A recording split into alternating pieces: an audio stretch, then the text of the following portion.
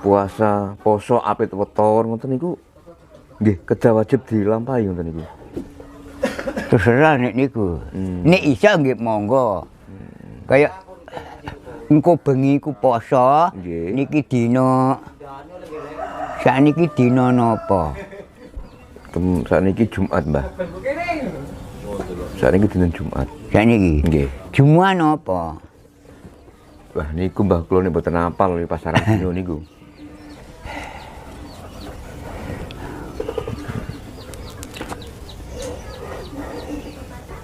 Saiki dina apa no? Jumat kabeh apa? Ah ngono. Jumat wage. Dina Jumat wage. Karo wajibe tak omong. Bluk. Ngomong nek gak wajib gak ngomong. Intine sing paling penting niku pau Mbah nggih, uga rampine niku nggih, bubure niku nggih ngene nggih. Nah nggih kadang sakniki tiang-tiang niku sampun lali, mboten nate. Jumat wage Sabtu Kliwon nggih. Nggih. Nek wetone iki nggo Jumat wage. Iku nek gak ana, nggo murine Jumat wage dipancaki. Jumat wage Sabtu Kliwon ngak legi Senin Pahing Selasa Pon Rebo wage, Kamis Kliwon Jumat legi Sabtu Pahing ngatpon niku. Iku lho. Iku jenenge nakase, iku dibancaki. Aja sampe saulan bolong, kudu utuh banjakan terus.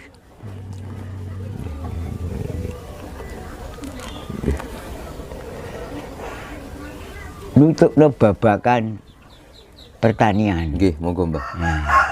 Niki paling penting Mbah niki Mbah damel tiang-tiang nek merdamel niki. Nek wis tandurane apik, nek ngamek kudu gawe hitungan.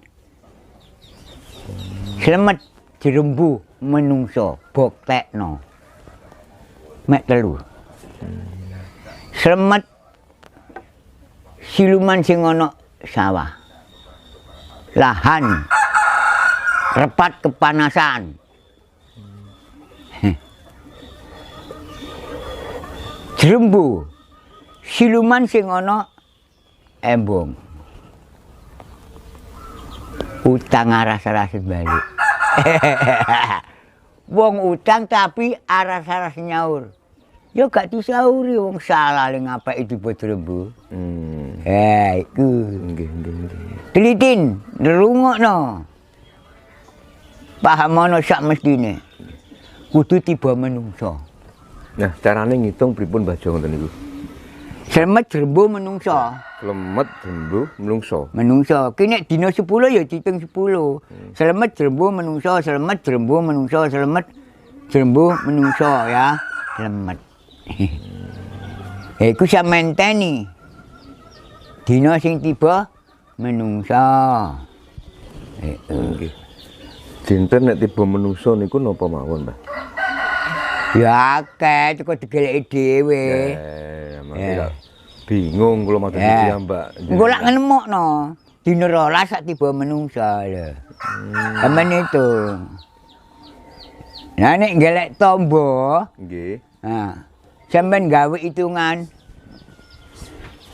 Ruwah Rasul majemuk kubur. Ruwah Rasul majemuk kubur. Nah, kudu tiba Rasul. Nek tiba Rasul ya dulure dhewe sing dibancaki ku mang nambani. Anak gunane. Nah, nek tiba Rasul niku dinten napa mawon? Ya akeh kadane digeleki dhewe. Nah, niku Mbah nek bingung kula matur piyambak niku. Ngeten sing digelek sampean gak ero. Nggih. Wong sak jaket lho duwe dina kabeh, ro dina kabeh. Ya, cek dirungokno mawon. Sing penting ana ukara. Nggih. Ha. Gitu. Ruwah Rasul majemuk kubur. Papat. Nek dina 10 diitung ping 10, dina 14 diitung 14. Ku tiba Rasul. Nggih. 15 tiba majemuk. Majemuk iku waras. blas tapi suwe. Ngene. Waras blas tapi Suwe. suwe. Aja sampe tiba ruwah. Aja sampe tiba kubur. Nggih. Nek tiba ruwah iku ngentekno bondo ruwah-ruweh. Ruwah-ruweh entek nggo embong nganggur iku. Nggih. Engko sampe kliru tiba ruwah, tiba kubur, sampean gelekno hitungan Nggih. sadat sekarat pendhita wali. Iling-iling sadat sekarat pendhita wali. Iku lho sing nambani menungso. Sadat apa, Mbah? Sekarat pendhita wali. Wali. Ya, iku. Sadat ku sing nambani Wak Mudin. Nggih. Sekarat iku dalang. Dalang, Mbah. Sekarat udal-udal bareng sing ilang. Terus napa malih, Pak? Pendhita iku wong sing kaya mbah nggo alas. Lho, Nggih. wong sing gak iso mulih teko sawah. Wong madul gak gelem mulih niku lho nggo gubuk kae. Iku ya pendhita. Gak duwe ilmu tapi mandi sabdane. Gak duwe ilmu, Tapi mandi mandi sabdane. sabdae iku mandi wis keceluk pendhita. Berarti tiang nek sabdane mandi pun pendhita nggih, Mbah nggih. Kesi dimaksud gak ngono. Pripun, Mbah? Mas yo gak duwe ilmu, tapi nek wong gak tau ngiyup nang piyupan nang omah, iku jenenge wis pendhita. Ngono lho. Nggih. Wali iku wong tuwa utawa pamong desa lurah. Sampe rungokno lurah-lurah iku aja kaget wong cilik njaluk tampa aja kaget. Lurah iku wajibe nambani perangkat wong cilik. Layanono nek ana wong njaluk banyu sak gelas ditambokke ana iku wis wajibe lurah. Mudin wajibe nambani wong. Gak nyuwargakno wong sadat tok. Nambani wong barang. Aja kaget nek dijaluki wong ngombe sak gelas kanggo tamba. Kek ana.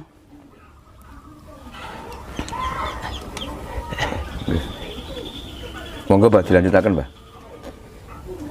Wali iku wong lurah Nggih. utawa pakne dhewe. Aja kaget. Wong anak kok njuk ditambani bapak. Ana pantise mergo ketiba lurah gak ana wajib pakne dhewe. Usah merungokno wong-wong. Mbah iki nggo alas. Nggih. Gurune mbah iki oyot godhong kayu watu. Oyot godhong kayu watu ini gurune, Mbah nggih. Nggih. Sing ngandani mbah ya wong sing mati wong biyen-biyen niku mandinge kan rono. Nang kayu, nang oyot watu. Nek ndek putu ya nang putu ngono ya. Mandinge manungsa. Mulane diwajibno. Nek situk mulih kon ngenteni 1000 dina, 3 tahun. Cik dipekul wis dienteng-enteng. 3 tahun. Nggih. Piye? Iku.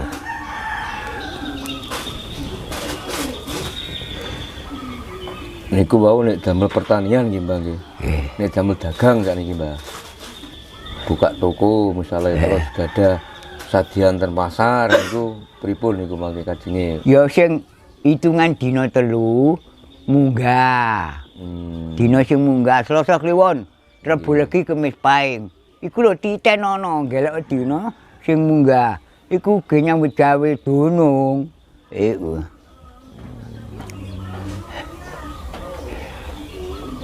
Masih wong duduk manis gawe omah. Yo melok tuntunan dina. Sing gak melok tuntunan dina. Ngebu bingung ae, dina kabeh apik. Wong kebo iku duwe balong yo. Lawas glisih gupak temen kon. Nggih.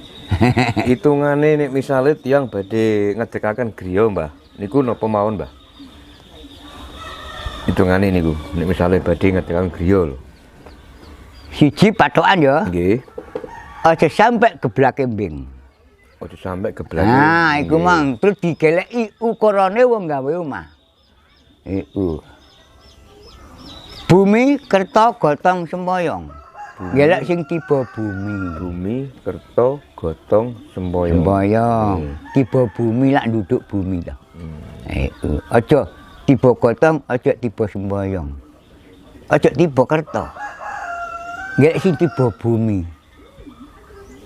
Nek tiba kerta niku maknane napa Mbah Jon niku? Ya nek critakno apik. Nek critakno elek. Nggih. Nah ngono lho.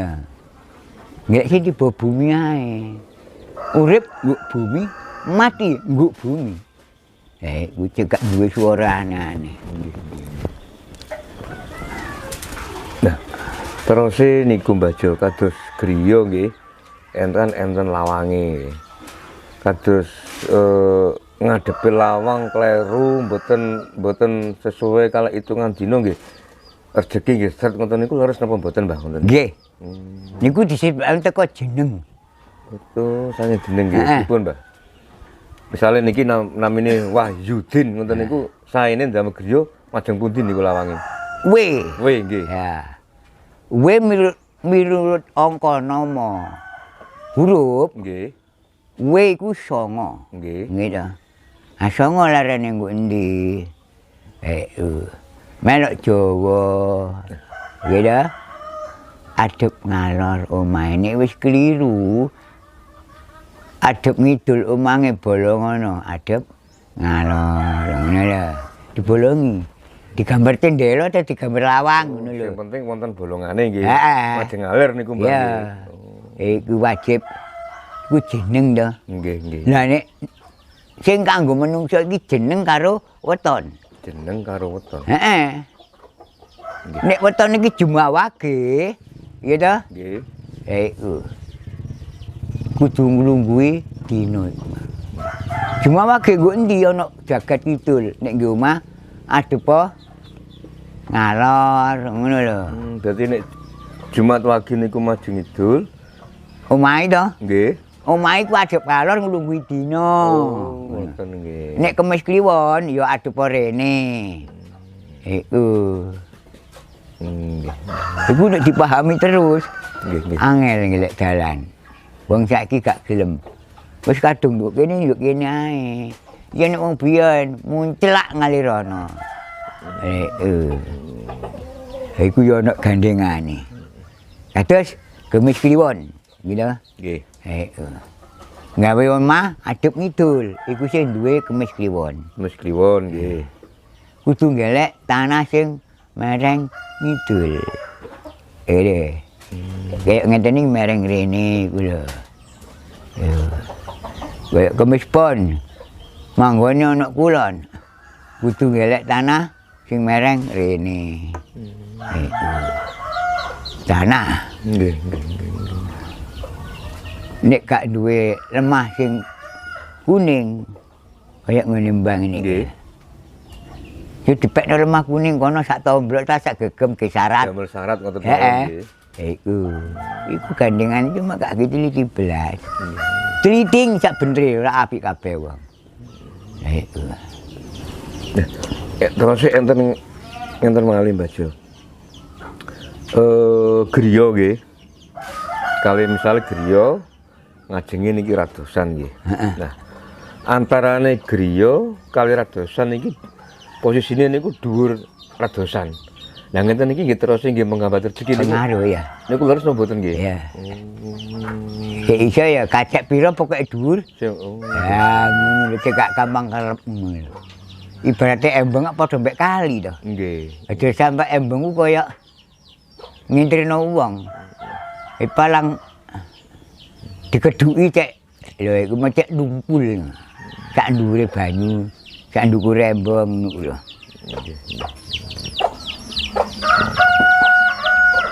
Kaya kene anak lanang kono anak wedok.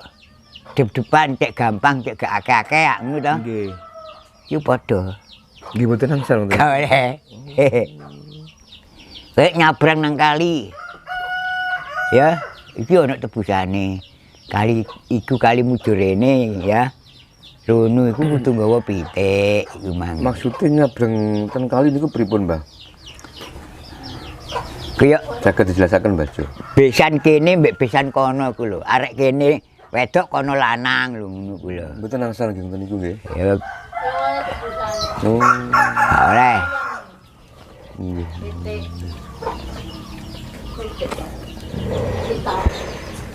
Karek sampean niteni dindinggon menungsa. Karek niteni gundi sampean titeni. Nggih. Gitu. Nek rabi ku ojo ngalor ngulon. Nek rabi Ojo ngalor ngulon. Sirik ana menungsa kabeh titenono dhewe urip iki sing ngekaki ilmu wong sing urip dhisik. Gitu. Ojo melangkah angger-angger. Gak enak kon sugih aku lho entek kok gombang-ambing. Anakmu akeh ku gak sok dono. Mbah nah kenging nopo kok mboten angsal ngalir milih? Oleh rabi ngalor ngulon tapi gon mulih ngalor ngidul ngetan. Gawon mulih sapa sing menging. Tapi aja diterusno nggo.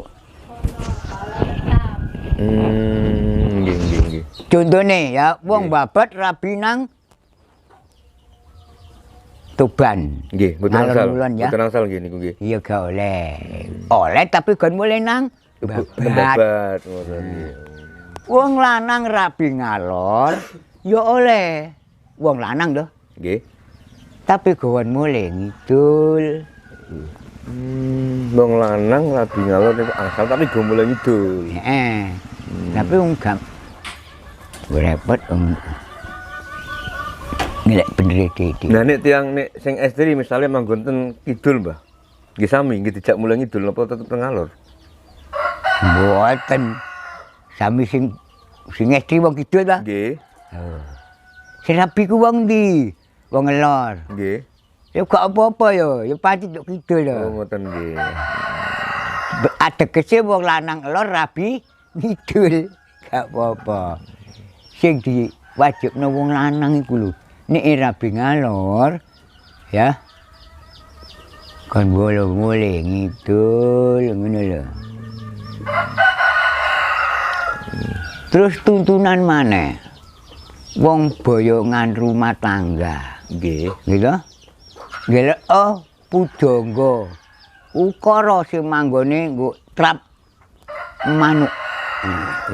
Terap manuk. Nggih, niku napa, Mbah? Ukara iku hitungane manuk Manuna Pandhita Manggara Ratu. Nggih sing tiba manuk aja takok aneh-aneh. Gak nyambung. Nggih, nggih. Mergo manuk iku pinter golek undal, pinter cucuk-cucuk, pinter miber nandi ae iku sing kok goleki. Melok hitungan manuk Manuna Pandhita Manggara Ratu. Manuk golek ana manuk, ana hitungan manuk.